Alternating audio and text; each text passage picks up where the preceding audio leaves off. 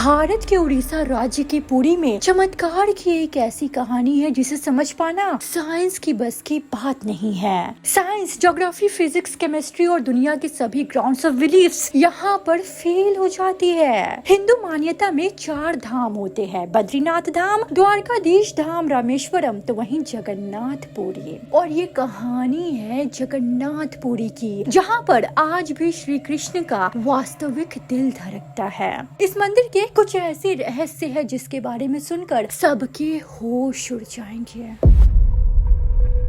Western culture follow करते करते आज हम एक ऐसे मोड़ पर आ चुके हैं जहां लोग भगवान के होने और ना होने पर भी सवाल उठाने लगे हैं। और यही सवाल आज इस वीडियो के अंत में मैं आपसे पूछूंगी। तो दोस्तों, आइए जानते हैं जगन्नाथपुरी मंदिर के रहस्यों के बारे में।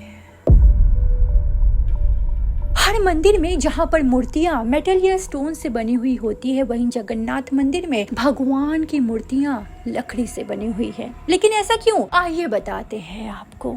दरअसल 3102 बीसी में ज़ारा नाम के एक शिकारी ने शिकार करते वक्त गलती से एक तीर श्री कृष्ण के पैर में चला दिया था, और जिसके बाद श्री कृष्ण की मृत्यु हो गई थी। फिर ज़ारा ने ही श्री कृष्ण का देह संस्कार किया था, और वो भी पूरे रीति रिवाज के साथ। लेकिन जब उनकी चिता शांत हुई तब ज़ारा ने देखा कि एक चमकने वाली कोई मेटल की चीज है जो अब तक नहीं जली थी। पर ज़ारा को ये बात समझ नहीं आ रहा था कि आखिर वो चीज क्या है। तो ज़ारा ने उसे उठाया और उसे बेचने निकल गया, लेकिन उसे खरीदना तो दूर की बात था, कोई उसे हाथ लगाने को भी तैयार ना हुआ। और फिर आखिरकार थक हार कर ज़ारा ने उस मेटल की चीज को एक लकड़ी पर रखकर उसे पानी में बहा दिया। गुप्त साम्राज्य के समय अवंती के राजा इंद्रदेव, जो कि विष्णु जी के बहुत बड़े भक्त थे, एक दिन उनके सपने में विष्णु जी ने आकर उनसे एक नदी में डुबकी लगाने को कहा, और ये भी कहा कि उस नदी में एक लकड़ी के तने में तुम्हें मैं मिलूंगा। और फिर क्या था, इस सपने को देखने के बाद राजा अगले ही दिन डुबकी लगाने के लिए चले गए। और डुबकी लगाते वक्त राजा को उस नदी में थोड़ी ही दूर पर एक लकड़ी का तना दिख गया। फिर वो बिना देर किए उस तने के पास पहुँचे और उस तने को महल में ले आए। फिर राजा ने कुछ बहुत ही नामी कारीगरों को बुलाया, पर उनमें से कोई भी उस लकड़ी से एक मूर्ति नहीं बना सका। तो ऐसे ही कुछ दिन बीत जाने के बाद अचानक से एक काश्तकार महल में आया और उन्होंने कहा कि ये मूर्ति मैं बनाऊंगा, पर मेरी एक शर्त है। राजा ने उस काश्तकार से उसकी शर्त पूछी, क्योंकि किसी भी शर्त को मानने के लिए वो राजा तैयार था। तो उस काश्तकार ने कहा कि इस मूर्ति को बनाने के लिए मुझे 21 दिनों का समय चाहिए, और मैं चाहता हूँ कि उन 21 दिनों से पहले ना ही कोई मुझसे मिले, ना ही मुझसे बात करे, और ना ही मेरे किसी काम में विलंब डाले। फिर क्या था, राजा ने खुशी खुशी इस शर्त को मंजूर कर लिया और फिर मूर्ति बनाने का काम शुरू किया गया। रोज मूर्ति बनाने की आवाजें भी आती थी, लेकिन धीरे धीरे करके वो आवाजें आनी बंद हो गई। अवंती की रानी को लगा कि शायद भूख और प्यास से वो काश्तकार मर चुका है, इसलिए उन्होंने जहाँ पर मूर्ति बनाने का काम चल रहा था उस कमरे के दरवाजे को खुलवाने की जिद की, और राजा को भी उनकी बात माननी ही पड़ी, क्योंकि बात ही कुछ ऐसी थी। और जैसे ही दरवाजा खुला तो उन्होंने देखा कि वहाँ पर कोई काश्तकार दरअसल था ही नहीं, बल्कि सिर्फ और सिर्फ 3 मूर्तियाँ थी। भगवान जगन्नाथ, उनके भाई बालभद्र और उनकी बहन सुभद्रा की। और उसी जगन्नाथ जी के मूर्ति में वो मेटल वाली चीज भी रखी गई थी, जो कुछ और नहीं बल्कि श्री कृष्ण का धड़कता हुआ दिल था। और ये कोई नॉर्मल ह्यूमन हार्ट नहीं था, बल्कि ये एक प्राचीन एडवांस टेक्नोलॉजी का क्लियर सबूत था। ये हृदय एनर्जी ट्रांसमिट करता है, और हम सब ने ये तो पढ़ा ही था that stones and metals are good conductors of electricity and wood is the bad conductors of electricity. इसीलिए idols of the Jagannath temples are made of wood. और सिर्फ यहीं तक नहीं, बल्कि हर 12 साल में एक बार भगवान की नई मूर्ति स्थापित की जाती है, और भगवान के दिल को उस मूर्ति में भी शिफ्ट किया जाता है। ये किया इसलिए जाता है क्योंकि energy transmitting device, if we talk scientifically, तो उस मूर्ति में होता है। वो इतनी ज्यादा एनर्जी ट्रांसमिट करता है that a wood gets depleted with time, और इसीलिए ही उसे बदलने की जरूरत पड़ती है। और इन्हें बदलने का प्रोसेस भी बहुत ही ज्यादा इंटरेस्टिंग है। मालूम हो कि हर 12 साल में एक दिन ऐसा होता है जिस दिन मंदिर में किसी को भी एंट्री नहीं मिलती और पूरे शहर में पूरी शहर की बिजली काट दी जाती है। मंदिर के मेन पंडितों की आंखों पर पट्टी तो वहीं हाथों में बड़े और मोटे दस्ताने पहनाए जाते हैं और पूरे 100% अंधेरे में इस दिल को निकालकर नई मूर्ति में फिर से स्थापित किया जाता है। और जिन पंडितों ने इतिहास में सेरेमनी को किया है, उनका कहना है कि उन्होंने कभी देखा तो नहीं, लेकिन इस चीज को, जिसे हम ब्रह्म प्रदाद भी बोलते हैं, इसे हाथों में पकड़ने पर ऐसा लगता है कि मानो किसी जिंदा खरगोश को पकड़ लिया हो। माना तो ये भी जाता है कि अगर किसी ने इस ब्रह्म प्रदाद को देख लिया, मतलब आंखों से देख लिया, तो उसकी मृत्यु उसी समय निश्चित है। इसीलिए बिना आंखों में पट्टी लगाए किसी को भी ये सेरेमनी करने की परमिशन नहीं है। इस जगन्नाथ मंदिर के ऊपर एक झंडा है जो कि साइंटिफिकली लॉ के बिल्कुल विपरीत है। जैसा कि हमें पता है कि जिस डायरेक्शन में हवा चलती है, पतंग भी उसी डायरेक्शन में ही उड़ती है और ये झंडा भी उसी डायरेक्शन में उड़नी चाहिए, मतलब उसी डायरेक्शन में फैलनी चाहिए, राइट। पर जगन्नाथ मंदिर के इस झंडे की बात बिल्कुल अलग है। ये हमेशा ही हवा के ऑपोजिट डायरेक्शन में उड़ता है। क्यों और कैसे, इसका जवाब कोई भी नहीं ढूंढ पाया और ना ही साइंस हमें दे पाया। इस झंडे के साथ एक और खास बात ये है कि इसे रोज बदलना पड़ता है। इसीलिए मंदिर के पांडु 214 फीट ऊपर लगे इस झंडे को रोज चढ़कर बदलते हैं, क्योंकि कहा ऐसा जाता है कि अगर किसी भी एक दिन ये झंडा नहीं बदला गया तो मंदिर 18 सालों के लिए बंद हो जाएगा। मंदिर में आए भक्तों के लिए रोज प्रसाद बनता है, उनके लिए वो प्रसाद रोज बनाया जाता है और जगन्नाथ मंदिर में होने वाली हर एक चीज में कहीं न कहीं भगवान की कोई न कोई लीला छुपी हुई होती है और इसमें भी लीला ही छुपी हुई है। फॉर एग्जाम्पल, जैसे कि मंदिर में रोज 500 लोगों के लिए प्रसाद बनाया जाता है, लेकिन कभी कभी भक्तों की संख्या हजारों में भी चली जाती है, लेकिन स्टिल भगवान जगन्नाथ के मंदिर में भक्तों के लिए प्रसाद कभी भी कम नहीं पड़ता। हर दिन मंदिर में प्रसाद बनाया जाता है और कहते हैं कि आज तक इस मंदिर में एक भी प्रसाद का दाना न कम पड़ा और न ही व्यर्थ गया। लेकिन प्रसादों का ऐसा एस्टिमेशन इंसानों के लिए लगाना तो इम्पॉसिबल ही है ना।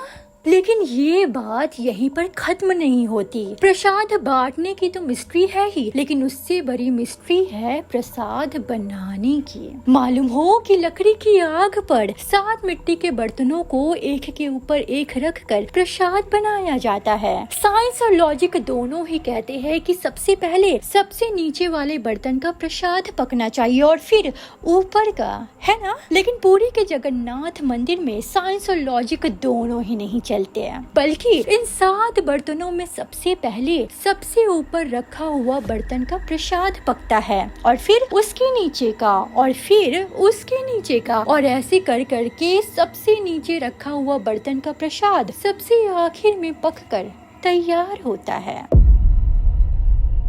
तो वहीं इस मंदिर की खूबसूरती तो शब्दों में बताई नहीं जा सकती। इतना बड़ा मंदिर, वो भी इतने सालों पहले, भला बिना किसी टेक्नोलॉजी के कैसे बनाया गया होगा, किसी को भी नहीं मालूम। पर क्या आपको पता है कि 214 फीट के इस मंदिर की डोम की परछाई आज तक कभी भी नहीं बनी। कभी भी नहीं, मतलब कभी भी नहीं। जगन्नाथपुरी टेम्पल के डोम की छाया बनती ही नहीं और हमारा साइंस आज तक इस मिस्ट्री के पीछे का लॉजिक ढूंढ नहीं पाया। लेकिन the mystery is not over yet. रुकिए जरा आगे भी तो सुन लीजिए। जैसा कि हम सभी को पता है कि कुछ बिल्डिंग्स, आर्किटेक्चर्स और एरियाज जो कि नो फ्लाइंग जोन होते हैं, मतलब कि वहाँ पर ड्रोन, हेलीकॉप्टर या कोई भी मैनमेड फ्लाइंग ऑब्जेक्ट पहुँचाना या उड़ाने की परमिशन नहीं होती है। पर पक्षियों को तो हम नहीं रोक सकते ना, उन्हें समझाना तो इम्पॉसिबल ही है, राइट। पर अगर हम जगन्नाथ टेम्पल की बात करें तो यहाँ पर कुछ ऐसा है जो शायद पक्षियों को पता है और हमें नहीं, क्योंकि इस मंदिर के ऊपर कोई भी ड्रोन, कोई भी एयरप्लेन या फिर कोई भी पक्षी कभी नहीं उड़ता। आपने देखा होगा ना मंदिर के डोम्स पर या फिर बड़ी बड़ी इमारतों पर पक्षियों को बैठे हुए, लेकिन कभी कभी आप अगर जगन्नाथ पुरी जाएंगे तो देखिएगा कि जगन्नाथ पुरी टेम्पल के डोम के ऊपर कोई भी पक्षी बैठा हुआ नजर नहीं आएगा।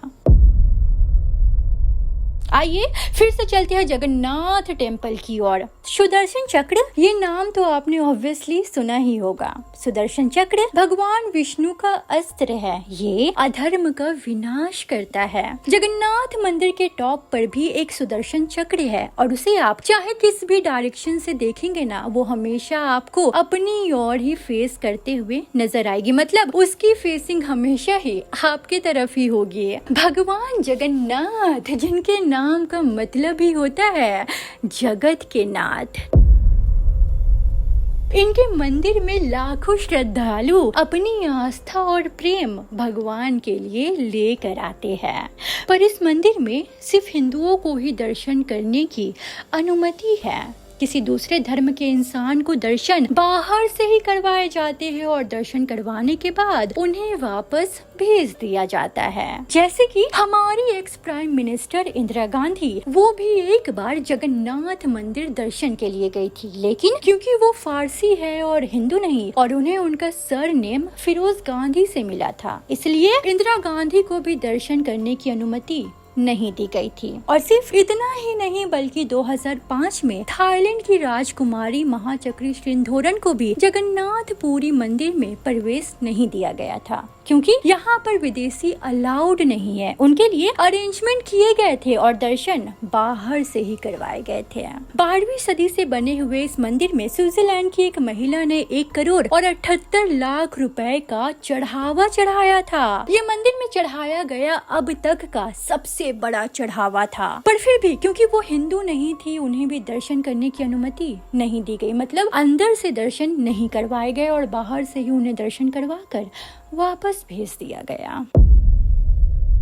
तो वहीं जाते जाते आपको बता दे कि हर साल पुरी में भगवान जगन्नाथ की रथ यात्रा भी निकलती है। ये 9 दिनों का त्योहार होता है, जिसमें भगवान श्री जगन्नाथ, देवी सुभद्रा और भगवान बालभद्र को गर्भगृह से निकालकर रथ पर बैठाकर रथ यात्रा करवाई जाती है। माना जाता है कि ये यात्रा इसलिए ही निकलती है क्योंकि भगवान इन 9 दिनों में प्रजा के सुख दुख को खुद से देखते हैं और फिर उनके सारे दुखों, उनके सारे कष्टों को हर लेते हैं। और हाँ दोस्तों, अब मैं यहाँ पर आपसे पूछना चाहूंगी, क्या अभी भी आपको भगवान के होने और ना होने पर संदेह है? नीचे कमेंट सेक्शन में हमें अपनी राय जरूर दीजिएगा। उम्मीद करती हूँ कि आपको आज का ये वीडियो बहुत पसंद आया होगा। अगर ये वीडियो और हमारी मेहनत आपको थोड़ी सी भी अच्छी लगी हो, थोड़ी सी भी पसंद आई हो, तो प्लीज इस वीडियो को लाइक करके हमारे चैनल को सब्सक्राइब जरूर कर दीजिएगा, क्योंकि हम सच में आपके लिए बहुत ही मेहनत करते हैं।